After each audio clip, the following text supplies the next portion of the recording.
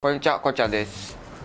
今日はやってみたいことがあるので、ちょっと試していこうかなと思うんですけど、家とか部屋作るのにですね、こういう石膏ボード、燃えない建材って言われてるんですけど、石膏が燃えんのは分かる。ただですよ、これ周り覆っとるの紙ですからね。ただの紙なんかは知らんですけども、所詮紙ですよ。燃えるだろうと。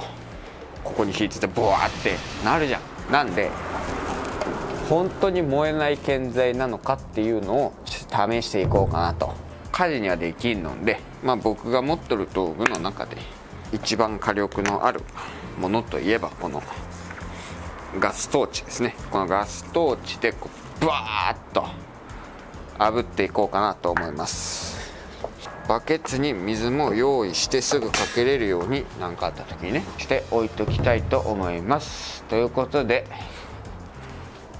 行ってみよう。それではやっていきます。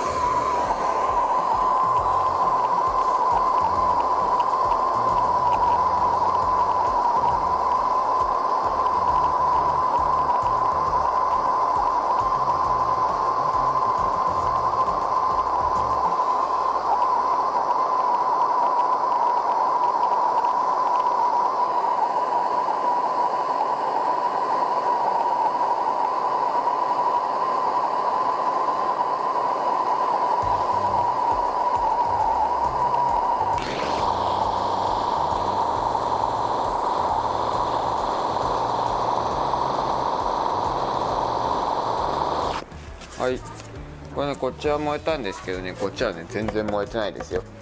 ここは燃えても周りにどんどんこう燃え広がらないっていう多分素材なんでしょうね、きっと。